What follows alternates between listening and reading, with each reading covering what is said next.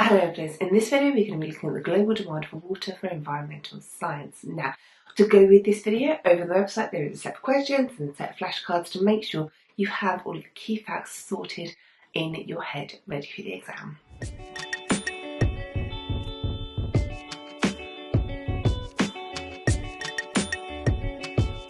Lesson 9. Global demand for water. Global demand for water is increasing, with certain industries using much more than others. It is estimated that agriculture makes up around 70% of global water demand, followed by industrial and then domestic uses. The main reason that agriculture needs so much is due to irrigation. This figure alone tells us that this process is not sustainable for future water supplies. The demand for water continues to increase due to rising populations, increased affluence leading to increased per capita or per person use in certain countries, increased need for irrigation of farmland due to changes in precipitation and rising temperatures, and industrialisation of low-income countries, LICs, so they require more water. Generally, the richer and more affluent a country is, the more water each person will use. This is because they tend to have more water-using appliances, such as dishwashers and washing machines, that people in lower-income countries will not possess. However, there are some cases where more affluent countries have lower water usage due to them being aware of waste and governments putting schemes in place to encourage the conservation of water. Exam top tip. In your exam, this information could be presented to you on a line graph, and you could be asked to describe or explain that graph. Remember, if asked to describe, then you need to say what you see. Describe the entire line by telling them what it looks like from start to finish. If asked to explain, then you need to give the examiner reasons why the graph looks like that using scientific theory, again explaining the whole line. As water demand increases, unfortunately the availability of clean water decreases as the Earth is a closed system and no more water gets delivered from outer space. This can cause many problems across the globe. Without clean water, public health deteriorates for many reasons. The first being that waterborne bacterial diseases such as cholera become more prevalent and spread faster amongst the population. As a result, a lot of people are unable to work if feeling unwell, which can lead to a loss of income. Furthermore, in some areas, the healthcare available will not be sufficient to provide them with the right treatment. In areas like this, life expectancy tends to be lower than in other places and there is a higher mortality rate. A lack of clean water also negatively impacts agriculture.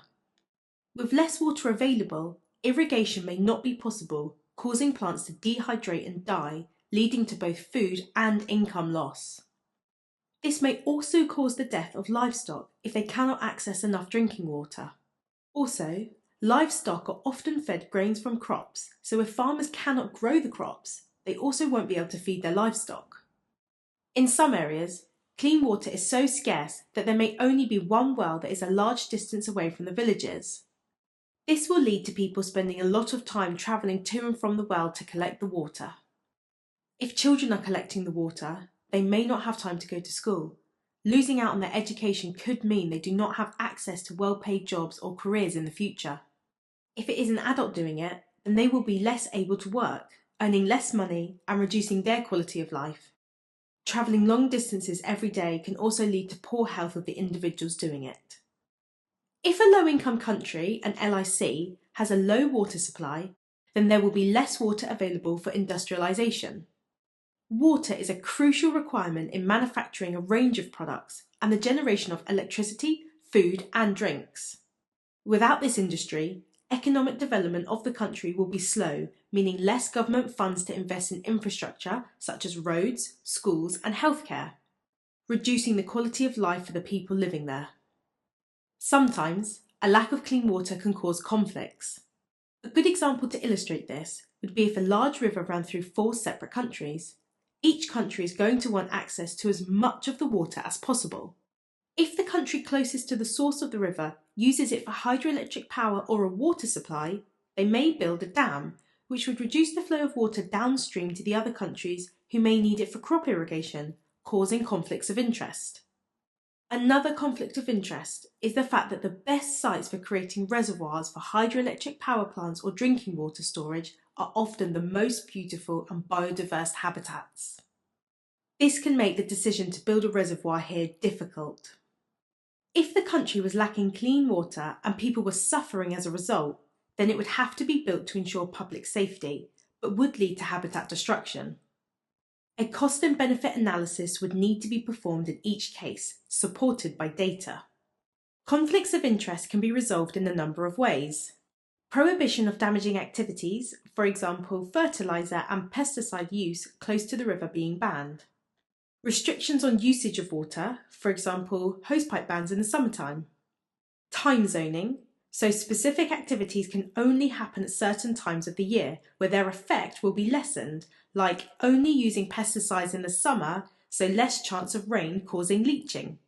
Space zoning, so the most vulnerable areas are protected and damaging activities are only allowed on or around the least vulnerable areas of the water body. For countries with low water availability, they need to use strategies that will increase the water supply. For example, increasing the abstraction of water from water storage like aquifers or rivers. They can use legislation to reduce usage at times when there is a shortage. Furthermore, preventing pollution of the water they do have available will be essential in preventing wasted water and increasing availability. Switching to more sustainable ways of using water, such as drip irrigation instead of standard irrigation, will also help. Drip irrigation supplies just enough water to each individual crop so that less water is wasted. Ouch!